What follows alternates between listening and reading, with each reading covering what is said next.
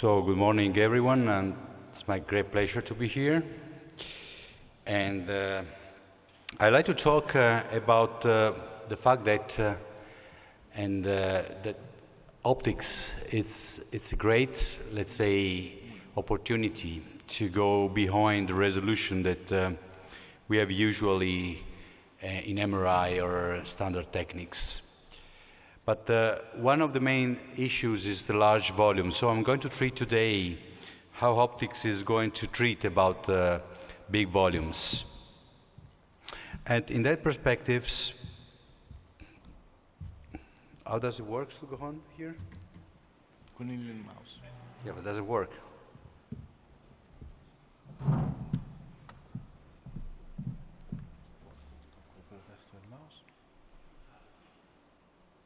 Okay.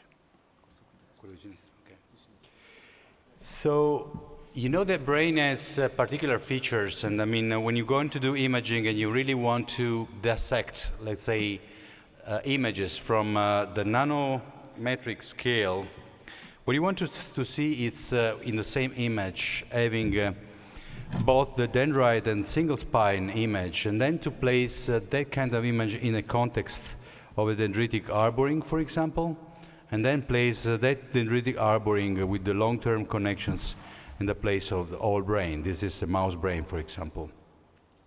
So the big challenge from the, let's say, imaging point of view is the optical dynamic range. That's to say that now I'm able with my iPhone to make a photo to you, okay, and then zoom in. Maybe the one is already sleeping, and then zoom in every single cell of that person with the same image. So it's the capability to zoom in with the same image. That means having a sensors which is huge. It's a terabyte, it's petabyte sensors on which I can store a single image, and then I can choose every kind of details that I want with the submicron resolution, which is about 1 billion times higher than MRI resolution. But the brain has also other challenges, is that I have to label the brain in a way that I'm able to make a multi-level imaging, multi-level mappings from fiber connection to neurotransmitters to cell distribution, molecular maps, genetic expression, and then the dream would be to overlap this structural functional, they say structural connectivity with the functional connectivity, and having both on the same volume. One way to do that in the optics is to use a sort of computer-assisted tomography scheme, which is exactly like CAT, but using photons instead of radiations. That allows us to have an enormously higher, let's say, sensitivity and enormously higher resolutions. In this way, the sample, which can be 1 centimeters cube sample, of course we are talking of ex vivo imaging of fixed samples, can be placed in an objectives, illuminated transversely and observably orthogonally by a detector, by, let's say, in this case, an objectives. In that way, for example, the sheet of light is called light sheet microscopy, can be moved in all the direction. The sample can be turned around, moved around, and then at the end I can have the 3D tomography of the brain. But one of the main problems is that if I want to look a big piece of brain, let's say 1 centimeters cube, for example, this is not transparent, this is absorbing, and so I won't be able to see it. So the trick here is to make the brain transparent. This is obtained with a mouse brain, but later I will show you on the human brain the same results. And the trick to make the brain transparent is to remove the water, because the water is an index of refraction different from the extracellular matrix. And if I substitute the water with a fluid index matching, I can have an homogeneous index of refraction medium, and then it's transparent. Then in this case, if the mouse is a transgenic mouse, and for example neurons are labeled with GFP, I can have a look to the neurons, for example. Or I can, for example, in this case, reconstruct completely the entire brain with a resolution of a single spine. This is a mouse brain, this is cerebellum, for example. This is the low resolution image. I can zoom in inside and see single spines, I can see axons, and so on. But then an interesting thing, I can perfuse a gel into the mouse, and then I can reconstruct the entire vasculature of the brain mouse. In this case, this is a low resolution image. It's a 30 terabyte image. Then of course I can zoom in and having the high resolution where every single capillary is visible. And that's very interesting because I mean I can use some let's say numerical simulation to simulate MRI signal in this way, but we will talk about that later.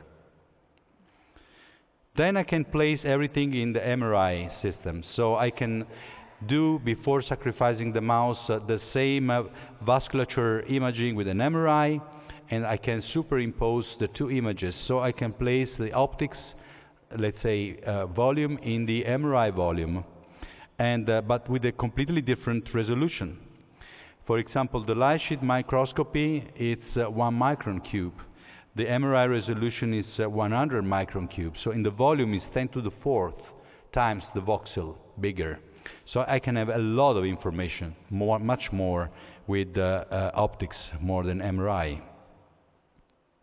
And then of course I can take a transgenic mouse, I can superimpose the two images, the vasculature and the neurons, and then I can have a sort of neurovascular coupling. Of course here I need to label other cells like glia and other kind of cells, but this is what is totally doable. So by using and by learning this stuff, we learn in the Human Brain Project, which is the human, the flagship, the European flagship about, let's say, the mouse and the brain simulation anyway. We moved to the NIH initiatives, and then we were asked to map the human brain optically. So this is the brain of a volunteer from France. It's an old woman that donated her brain. And of course, at that point, we, instead of having 1 centimeter cubes, we may have slices of brain, slices of 10 per 10 centimeters, and the thickness can be 1 millimeter, can be half a millimeter. And then these slices can be put on this scanner. Here we have a double SPEAM light sheet microscope, which is absolutely very, very fast. It scans about 0.1 millimeters cube per second, so an entire human brain can be scanned in 3 months, which is very, very fast. Of course, here we have a problem with data, but I will deal about that later. Of course, then we have two things to be done differently from the mouse. First of all, we have to clarify the human brain. This is doable. It's another protocol, which is called switch. We recently developed a clarifying medium application with TDE, which works very, very well. But the problem here is that we cannot have, let's say, transgenic humans. So we have to develop some post-mortem labeling. Switch, it's a protocol that enables to have the brain by removing the lipids like an hydrogel, and is able to label with antibody 1 millimeter thickness slice of 10 per 10 centimeters, okay, and in a quite reasonable way. What you can see down are some images done at different depths. This is the labeling of parvalbumin in this case. And this is an image of a stack of human brain, a slice of human brain, where we have DAPI labeling from neurons and parvalbumin with antibodies as well. But then, of course, we try more than 100 antibodies in the NIH project we are working on, but at the moment 20% are working. But still enough, I would say, to have a quite high number of colors in our mapping. And you can see here main, let's say, labeling antibodies that we are using, and some kind of images. And this is, for example, the entire hippocampus labeled with the NUN and GAD67. This is, of course, the low-resolution image. You see the squares. This is not an artifact. This is every, let's say, area of imaging of the microscope is 1 square.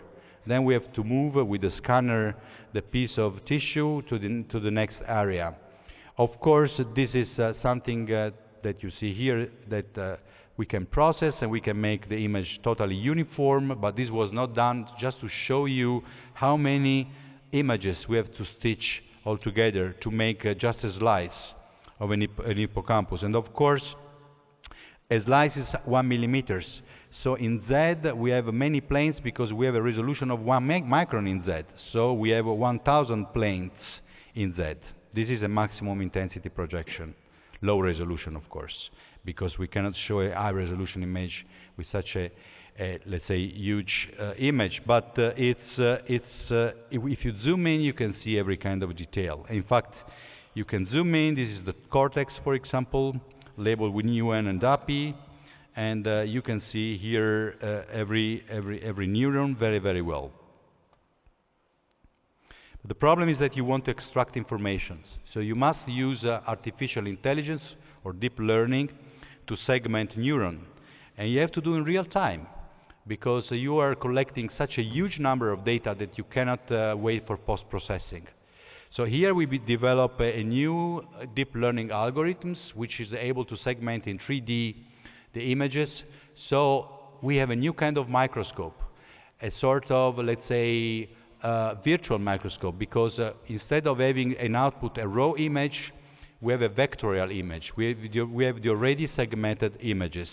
And this is very important also for data science issues. This is the raw image on the left. This is the segmented vectorial image on the right, and this is done in real time. So you don't need post-processing. It's very, very fast. And then at that point, here we go. The points that you have are the neurons. So we image a big slice of a brain, and immediately we have the neurons segmented in their shapes. You see, of course, here points because the image is enormous, but if you zoom in, you see exactly the neurons you've seen before.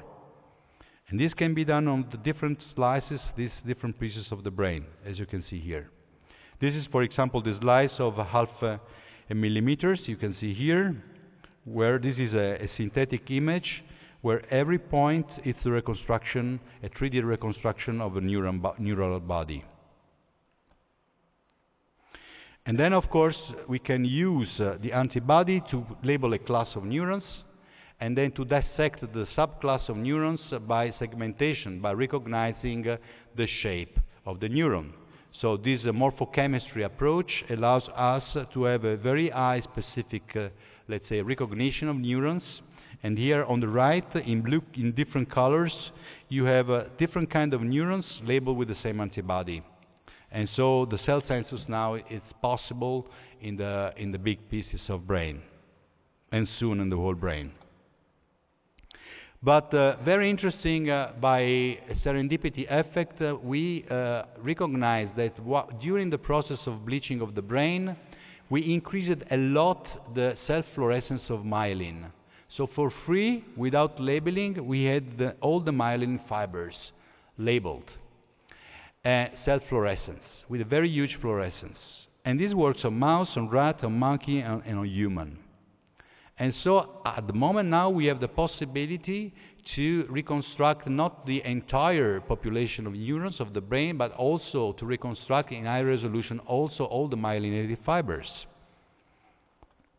And that works very well. On mouse, this is the low resolution image. This is the high resolution image of a small insect. The same for rat. The same for velvet. The same for human. This is a piece of human hippocampus, for example. And it's very interesting. For example, for rats, you can see very, very well some pathologies that alters the myelin, let's say, organizations. This is a normal mouse on your left, and the real mouse, the realer mouse hippocampus. And if you zoom in, you can see immediately, by eye, the difference in myelinated structures, organizations of fibers. And by using some very simple algorithms which recognize the spatial frequency, the organization, and the space, you can very, very well recognize the differences. Also very interesting when you compare this with DTI images. The DTI images from MRI, they can show fibers as well, but with a much, much lower resolution. And one of the problems of DTI, when two fibers are entering the same voxel, they are not recognizable anymore. Now we can compare DTI with this kind of system. We can train again DTI to increase by reverse engineering the fiber tractography with much higher resolution. And then at that point you can put everything together. You can put fibers and cells. This is a piece of hippocampus. You can see, for example, here all neurons with n are labeled, and myelinated fibers are autofluorescent, so you can have the whole structure all together. Of course, the problem is big data. And to do better, we need to make bigger volumes, we have better resolution, we have to be very fast, and we have to acquire as much channel as possible. And that's the big challenge. It's not only optics, it's computer science, it's deep learning, it's artificial intelligence applied to imaging. And for example, if you compare one human brain, for example, if you compare one human brain with 3 channels, for example, with 1 micron resolution is 9 petabyte. And then if you want, of course, to collect 9 channels, it's 27 petabyte, only one brain. And then if you have hundreds, you have thousands and thousands of petabytes. So at that point, of course, what is really needed now is to reduce the dimension of memory. What can we do for that? Otherwise, we don't have computer on the heart which is able to analyze such a huge amount of data. Consider that, for example, the memory storage for detecting only one human brain is the same of the all USA academic research libraries. So, one possibility, of course, the way to do is to pass from the real images, raw images, to vectorialized images, which are segmented images. Here, for example, you have all the vasculature structure of the mouse brain. So when you segment a mouse brain, and then you have another image, which is 1,000 times lower in terms of capacity of memory, but has the same information. And it works very well. For example, here you see superimposed the real image with the segmented one, and you see in red the area where the segmented and the, let's say, and the raw image are not overlapped. It's less than 10%. So it works very well. The challenge here is segmentation on 1 petabyte images, and this is 1 centimeter image. Now we're moving to 1,000 centimeters cube image, and that's the real challenge we're facing in this moment. But still, 1 centimeters cube of tissue, it's about 6,500,000 planes, because every image of a microscope, it's a few hundred microns square, 1 micron thickness. Then 1 centimeters cubes, it's 6,500,000 planes, and you have to stitch all those planes all together to make a 3D images. So we developed recently a deep learning algorithms, which is doing automatically, because you cannot do manually, of course, which is 20 times faster with respect to state of the art. And now we are able to stitch in a 3D volume of 1 centimeters cubes in less than 2 hours. Then, of course, you have the problem that the images are enormous. So you can compress. We are working with a team that developed the MPEG protocol. You know, the MPEG protocol is the protocol that you have on your mobile for looking movies. And they ask us to use that protocol in neuroscience. And that, I have to say, works very well. We arrived to have a compression of about 700, okay, without losing any data. Let me specify what does it mean, losing any data. It means that if the quality of image is the same, but when we segment image, we don't lose any data. I mean, the space in which we don't have to lose any data is the vectoral space, not the raw space. So now, if we have 1,000 of reduction moving from the vectorial to the raw, from the raw to the vectorial, and 700, we have about 700,000 of compression. So now we can move from a supercomputer to a laptop computer. Then, of course, you have to extract data. And to extract data, it is not only, for example, recognize the volume and the shape of neurons, as I told you before, as I showed you before, but we have to recognize also where neurons are into the brain. And of course, if you take a huge image of a lot of centimeters cubes, hundreds of centimeters cubes, it doesn't mean that in every point the quality of the image is the same. So you need again another artificial intelligence tool to make a sort of semantic deconvolution. In other words, adapt the thresholding to recognize neurons point by point in the brain. And by using neural networks, now it is possible. And for example, in 1 centimeters cube, it is very possible to recognize all the neurons. We did for mouse. And what you see here is a synthetic image. It's the cerebellum of a mouse, where every point is a position x, y, z into the space of every single neuron. And we can count all the cells with a precision of about 95%, a recall of about 97%. So, let me close with some provocative messages. Of course, mapping the human brain is absolutely interesting, is absolutely important. It helps us, also to develop not only to understand the brain, but to develop new pharmaceutical targets. But the next, let's say, frontiers is not only having the super high resolution structural connectivity, but being able to superimpose the structural connectivity to functional connectivity. So the donors that the brain that we have from such donations, it was without any, let's say, functional data. It would be nice in the future to have people that they donate their brains, but donate also their signals. So if we have functional data with structural data, then we can really have at that point, because we can move from the MRI to the optics very fast, we can really have a good superposition of functional connectivity with structural connectivity. But also reconstructing, let me say, is a provocative message. The, the vasculature with such a high, let's say, resolution, by modeling, by using mathematics, we can somehow model the F-Bolt signal. And so at that point, if we are able to model the F-Bolt signal, model the F-Bolt signal, we can use reverse engineering and use the F-Bolt signal to detect very high resolution, much higher than usual clinical data of the vasculature or of the signals.